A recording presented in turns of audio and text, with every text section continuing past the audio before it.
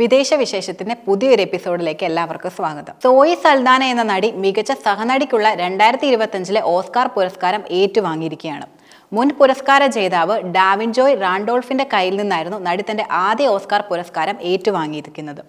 Oscar നേടുന്ന Dominican വംശജയായ ആദ്യ അമേരിക്കക്കാരി എന്ന നേട്ടം നടി സ്വന്തമാക്കുകയും ചെയ്തിട്ടുണ്ട്. എമിലിയ പെരേസ് എന്ന ചിത്രത്തിലെ പ്രകടനത്തിനാണ് സോയിക്ക് ഈ അവാർഡ് കിട്ടിയത്. അവതാർ, ഗാർഡിയൻസ് ഓഫ് ദി ഗാലക്സി തുടങ്ങിയ ഹോളിവുഡ് സിനിമകളിലൂടെ ആഗോളതലത്തിൽ പ്രസിദ്ധി നേടിയ സോയി സൽദാന തന്റെ ആദ്യ ഓസ്കാർ നേടിയത് ഒരു ലാറ്റിൻ അമേരിക്കൻ ചിത്രത്തിലൂടെയായിരുന്നു. ഈ കാര്യം ഏറെ ശ്രദ്ധേയമാണ്. ഡൊണാൾഡ് ട്രംപിന്റെ കുടിയേറ്റ നയത്തിനെതിരെ ശക്തമായി ആഞ്ഞടിച്ചുകൊണ്ടാണ് സോയി പുരസ്കാരം വാങ്ങാൻ സ്റ്റേജിലേക്ക് വന്നതും. എന്റെ മുത്തശ്ശി 1961 ഈ രാജ്യത്തേക്ക് വന്നതായിരുന്നു. കുടിയേറി വന്നവരുടെ അഭിമാനമായ ഒരു കുട്ടിയാണ് ശരിക്കും ഞാൻ. സ്വപ്നങ്ങളും അന്തസ്സും കഠിനാധ്വാനങ്ങളുടെ കൈകളുമുള്ളയാളാണ് ഞാൻ എന്ന വ്യക്തി. അക്കാദമിക അവാർഡ് സ്വീകരിക്കുന്ന ഡൊമിനിക്കൽ വംശജയായ ആദ്യത്തെ അമേരിക്കക്കാരിയുമാണ്. ഞാൻ അവസാനത്തെ ആളായിരിക്കില്ലെന്ന് എനിക്ക് നന്നായിട്ടറിയാമെന്നും നടി തുറന്നു പറഞ്ഞു. അതുപോലെ തന്നെ ട്രംപിന്റെ ഭാഷാ നയത്തിനെതിരെയും സൽദാന ശക്തമായി പ്രതികരിക്കുകയുണ്ടായി. തന്റെ ഭാഷ സ്പാനിഷ് ആണെന്നും താരം വേദിയിൽ വെളിപ്പെടുത്തി. കരീബിയൻ പ്രദേശത്തെ രാജ്യമാണ് ഡൊമിനിക്കൻ റിപ്പബ്ലിക് എന്നത്. അമേരിക്കയുടെ ശക്തമായ അടിച്ചമർത്തലുകൾ നേരിട്ടിരുന്ന രാജ്യം കൂടിയാണ് ഈ രാജ്യം. യൂറോപ്യന്മാരുടെ ആദ്യത്തെ സ്ഥിരമായ അമേരിക്കൻ കോളനി കൂടിയായിരുന്നു ഡൊമിനിക്കൻ റിപ്പബ്ലിക് എന്നത്.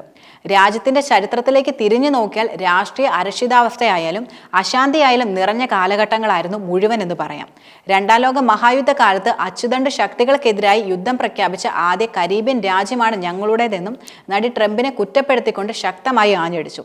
അതുപോലെ മറ്റൊരു ശ്രദ്ധേയമായ വാർത്ത എന്നത് ഇന്ത്യയിൽ നരേന്ദ്രമോദി സർക്കാരിന്റെ കീഴിലുള്ള BJP ഭരണകൂടം ബഹുഭാഷ വൈവിധ്യമുള്ള ഇന്ത്യക്ക് മേൽ ഹിന്ദി ഭാഷ അടിച്ചേൽപ്പിക്കാനുള്ള ശ്രമങ്ങളൊക്കെ നടത്തുന്നതായ തരത്തിൽ പല വിധത്തിലുള്ള വാർത്തകൾ പുറത്തു വന്നിരുന്നു.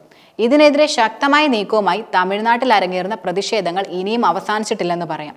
ഒരു രാജ്യം, ഒരു മതം, ഒരു തെരഞ്ഞെടുപ്പ്, ഒരു പ്രവേശന പരീക്ഷ, ഒരു ഭക്ഷണം, ഒരു സംസ്കാരം എന്നിവ പോലെ ഒരു ഭാഷ ഉപയോഗിച്ച് മറ്റു വംശങ്ങളുടെ സംസ്കാരത്തെ നശിപ്പിക്കാനാണ് BJP ഭരണകൂടം കൂടുതലും ശ്രമിക്കുന്നതെന്നായിരുന്നു തമിഴ്നാട് മുഖ്യമന്ത്രി MK സ്റ്റാലിൻ ആരോപിച്ചത്. ഹിന്ദിക്ക് കൊടുക്കുന്ന പ്രാധാന്യം മറ്റ് ഭാഷകളെ അവഗണിക്കുക മാത്രമല്ല, മറിച്ച് അവയെ നശിപ്പിക്കുന്നതിന് തുല്യമാണെന്നും സ്റ്റാലിൻ കൂട്ടിച്ചേർക്കുകയുണ്ടായി.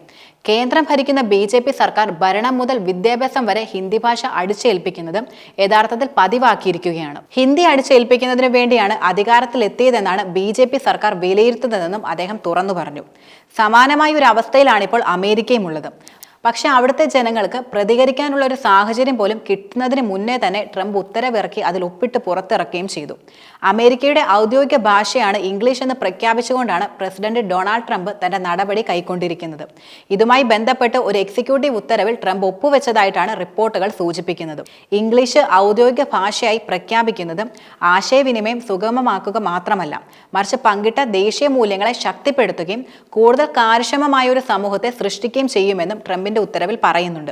പുതിയ ഉത്തരവനുസരിച്ച് ഏജൻസി മേധാവികൾക്ക് അവരുടെ ജോലിയും സർക്കാർ സേവനങ്ങളും ഇംഗ്ലീഷ് ഇതര ഭാഷയിൽ കൂടെ നൽകണമോ എന്ന് തീരുമാനിക്കാനുള്ള അധികാരവും നിലനിൽക്കുന്നുണ്ട്. നേരത്തെ അമേരിക്കൻ കോൺഗ്രസ് ഇംഗ്ലീഷിനെ ദേശീയ ഭാഷയായി പ്രഖ്യാപിക്കാൻ പലതവണ ശ്രമങ്ങൾ നടത്തിയിരുന്നു. പക്ഷേ എല്ലാ ശ്രമങ്ങളും പരാജയപ്പെട്ടു. അതിനാൽ തന്നെ അമേരിക്കയ്ക്ക് ഇതുവരെ ഔദ്യോഗിക ഭാഷ എന്ന രീതിയിൽ ഉണ്ടായിരുന്നില്ല. പക്ഷെ 30-ലധികം സംസ്ഥാനങ്ങൾ ഇതിനോടകം തന്നെ ഇംഗ്ലീഷിനെ അവരുടെ ഔദ്യോഗിക ഭാഷയായി അംഗീകരിക്കുകയും ചെയ്തിട്ടുണ്ട്. അമേരിക്കൻ സെൻസസ് ഡാറ്റ അനുസരിച്ച് രാജ്യത്ത് 350-ലധികം ഭാഷകൾ സംസാരിക്കുന്നവരുണ്ടെങ്കിൽ ബഹുഭൂരിപക്ഷവും, അതായത് 75% ആളുകളും ഇംഗ്ലീഷാണ് കൂടുതലും ഉപയോഗിക്കുന്നത്. അതിനുശേഷം ഉപയോഗിക്കുന്ന ഭാഷ സ്പാനിഷ് ആണ്. മൂന്നാമതായി ഉപയോഗിക്കുന്നത് ചൈനീസ് ആണ്. മറ്റൊരു സുപ്രധാനപ്പെട്ട വാർത്ത എന്നത് രാജ്യത്തെ ഔദ്യോഗിക കറൻസിയായ റിയാലിന്റെ മൂല്യം കൂപ്പുകുത്തുകയും പണപ്പെരുപ്പം രൂക്ഷമാകുകയും ചെയ്ത സാഹചര്യത്തെ തുടർന്ന് ധനമന്ത്രി പുറത്താക്കുന്ന നടപടി കൈക്കൊണ്ടിരിക്കുകയാണ് ഇറാൻ ഇപ്പോൾ. അബ്ദുൽ നാസർ ഹമാദിയെയാണ് പാർലമെന്റ് വോട്ടെടുപ്പിലൂടെ ഇംപീച്ച്മെന്റ് ചെയ്ത് പുറത്താക്കിയത്.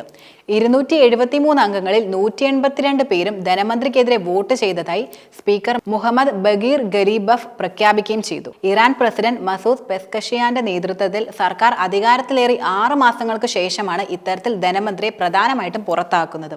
ധനമന്ത്രാലയത്തിന്റെ കെടുകാര്യസ്ഥതയാണ് സാമ്പത്തിക തകർച്ചയ്ക്കും റിയാലിന്റെ മൂല്യം കുത്തനെ ഇടിയാനും കാരണമെന്ന ആരോപണം ശക്തമായി ഉയരുന്നുണ്ട്.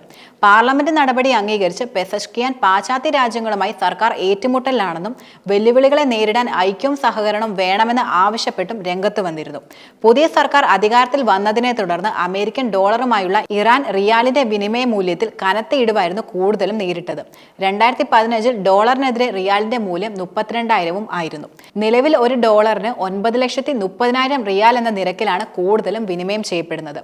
2015 ആണവ കരാറിൽ നിന്ന് അമേരിക്ക പിന്മാറിയ ശേഷം അന്താരാഷ്ട്ര ഉപരോധങ്ങൾ നേരിട്ടതോടെയാണ് ഇറാന്റെ സമ്പദ് വ്യവസ്ഥ തകർച്ചയിലേക്ക് യഥാർത്ഥത്തിൽ നീങ്ങിയത്.